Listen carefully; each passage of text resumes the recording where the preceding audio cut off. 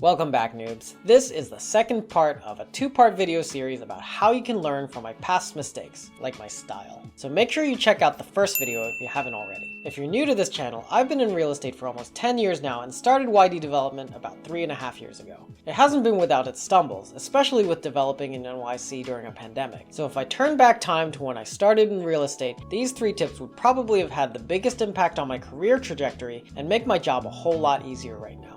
So stick around through the end of this video, or you could waste a whole lot more time learning what I had to the hard way. Thing number 1. Just because a deal is bigger doesn't mean you'll make more money.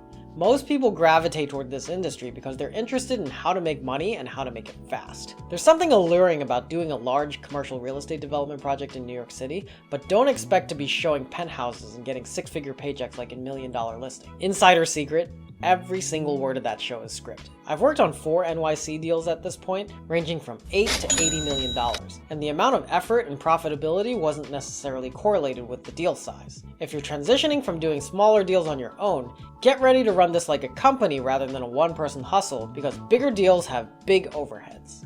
A larger deal virtually guarantees more involved parties and a much higher closing cost percentage versus a smaller deal on your own. If you've got multiple LP investors and multiple banks, you and your team will be spending a whole lot more time and money on red tape like monthly reporting and legal. These increased costs inherently handicap your profitability, so you really have to pursue a higher margin to make this work. But higher margin deals are generally coupled with higher risk, and as the GP investor, you'll be at the end of the cap stack and increase the chance that you could lose money on the deal. So what's important to understand is that regardless of the deal size, you'll make most of your money while you're negotiating the closing of your property. It requires investing a ton of time and money into pre-development work to see if a deal will be comfortably profitable, and sometimes you'll have to walk away. But if you do your proper due diligence and have a solid business plan, the execution will be easier than putting the deal together. Bonus thing number 1.5. When you're starting out as a commercial real estate developer, your early hires are so important. Write down all the tasks that you do day to day, then figure out approximately how much time you spend on each task, and assign the approximate market hourly rate for those tasks. Then go out and hunt for an employee that can cover your cheapest and most time-consuming tasks, because when you start out, you are your most valuable employee, and you should be maximizing the time you spend on the expensive stuff that you might not be able to afford to hire yet. I'm actually still struggling with this one because I skipped a step and hired a more high-value employee first, so I'm still slogging through the accounting myself. Speaking of which, we'll be revealing that employee once we hit 1,000 subs. She's super excited about her impending YouTube debut, so let's get her on here faster by hitting that like and subscribe button. Alright, on to thing number 2. Overpromising and under-delivering, or OPUTting for short, is par for the course in this industry. Back when I ran a retail business, I constantly tried to go above and beyond for clients. I adopted the Zappos approach to customer service, and I ate up every word of Jack Mitchell's book, Hug Your Customer. I live by the opposite mantra of under-promising and over-delivering, or UPOTting. When I transitioned to real estate, I was shocked at how many people in this industry operate on an OPUTting mindset. People that'll tell you whatever they have to get a deal done, regardless of whether they can follow through. But if you think about what's involved in this industry, it makes plenty of sense. As a developer, you'll end up negotiating with almost all the professions that are notorious for being a little less than honest: bankers, lawyers, brokers, insurance reps, and politicians. If you get into this industry, you'll be swimming with the sharks, and the highest chance of survival is to become a predator yourself. On top of that, you may inadvertently find yourself becoming an OPUTter on the project management side.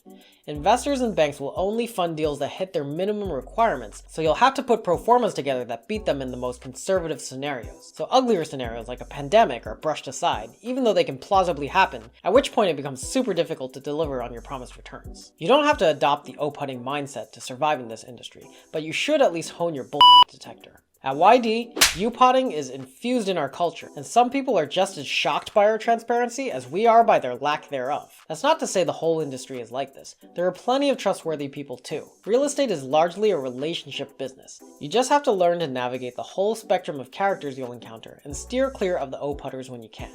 Which leads us to thing number 3. Learn how to come up with contingency plans, because shit happens. As a developer, you steer the ship, and you have to react to anything from a roof leak to a pandemic. Keep all the stakeholders and relevant contractors informed of what's going on so that the team can collectively make the best decisions given the situation. You and your team's ability to handle adversity will be your greatest asset in running a real estate development. So how do I come up with contingency plans? Let me walk you through a small situation that actually happened. In gut rehabs, you never know what's on the walls, and when we demoed one, we found a radiator riser sticking out 10 inches away from where the new wall was supposed to go. This ran from the 2nd through 4th floors, and moving those 10 inches would result in a $7,000 change order from the plumber. My first step is to skip over most of the emotions and accept that the situation is reality. Evaluating the past is good for lessons learned, but it doesn't help you solve the problem at hand. In this case, my new reality was that the project had a new cost of $7,000. Anything below this number was a win. It wasn't a make or break figure, but I wasn't going to agree to it without assessing my options first. So I tried to view the location of the risers as a feature. The GC said no charge for wrapping drywall around the pipe, which you actually see in some Manhattan apartments to get around windows. But I took it a step further and thought it could serve as a shelf on either side of the wall, one for the living room and one for the bedroom as a nightstand and bookshelf. This would also reduce the cost of nightstands ever so slightly because we wouldn't need to buy them for these 3 floors. So I turned a potential change order into a cost savings with added functionality for the tenants. When you're coming up with options, keep an open mind here and don't rule things out so quickly. I often find that the 2nd or 3rd iteration of a possible option is totally workable, even if the original option isn't. And in this case, my 2nd iteration yielded a drastically better result than the first one. As usual, let's end with a woo. This one's a fun one. Check out What If? Serious Answers to Absurd Hypothetical Questions by Randall Munroe. He's an ex-NASA engineer and web cartoonist behind XKCD. This is a coffee table book that's exactly like the subtitle suggests. It answers questions like, from what height would you need to drop a steak for it to be cooked when it hit the ground? Sometimes you need to think a little bit crazy to come up with solutions to problems you'll encounter. And if you take your crazy ideas seriously, you might surprise yourself.